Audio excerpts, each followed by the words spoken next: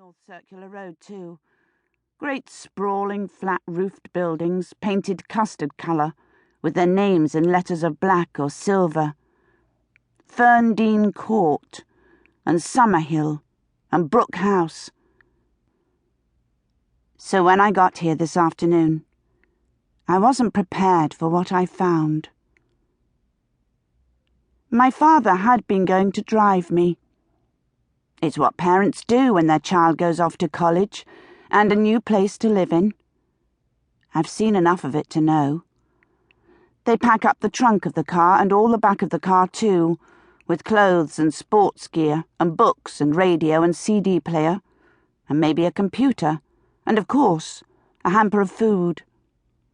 It's a joyful occasion, a turning point in someone's life. And if it's the dad driving and the mother left behind, she's tearful, but she's smiling too, calling out, "Good luck," and making the departing one promise to phone as soon as she's settled in, and not to forget the cold chicken in the hamper and the homemade cake. My leaving home wasn't like that. I wouldn't have expected it to be, and I never had much faith in my father's promise. As it happened, the car went in for service the day before, and the garage phoned and said they'd like to keep it for another day to have a look at the electrics. Maybe Dad didn't fix it that way. I expect it was just a piece of luck for him. Anyway, they said it couldn't be helped. I just have to manage on the train.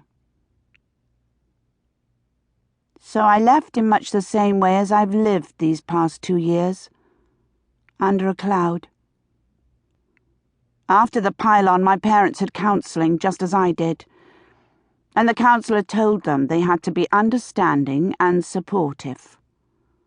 It was their responsibility to help me put all that behind me and make a fresh start, not blame myself and feel guilty all the time. But they couldn't. I suppose they couldn't help themselves. I think they really saw me as evil.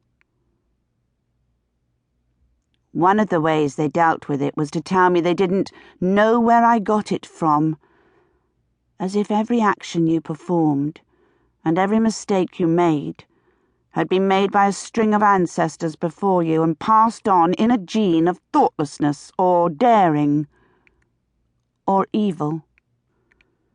This morning, and all through lunch, they were giving me those looks that are a mix of wonderment and, well, resignation, I suppose. And I could see something else there too.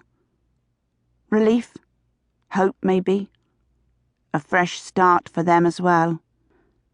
I packed essentials into 2 suitcases, and the rest into a trunk my father had had when he went off to university. My mother said she would send it on to 19 Russia Road, London, West 9. The whole journey would take less than 2 hours with luck. She phoned for a taxi to take me to the station, in case I wouldn't do it, I suppose, if it was left to me. She hovered, and I could tell she was wondering whether to kiss me. Neither of them had kissed me or so much as touched me for 2 years. It was as if I had a contagious disease. My father appeared from the garage where he has a little sanctuary for himself, with a TV set and an armchair, and said he expected I wanted to be off. My mother looked at her watch. "The taxi hasn't come yet." "I did try to save him," I said. I held on till I couldn't hold on any more. I wasn't strong enough. That's all. "We don't talk about that, Clodagh," my mother said. "We've put that behind us." My father said, "We have to get on with our lives." The taxi came. The man rang the bell and walked back down the path. Mum kissed the air an inch from my face. Dad laughed in an indulgent kind of way. How sweet, look what a...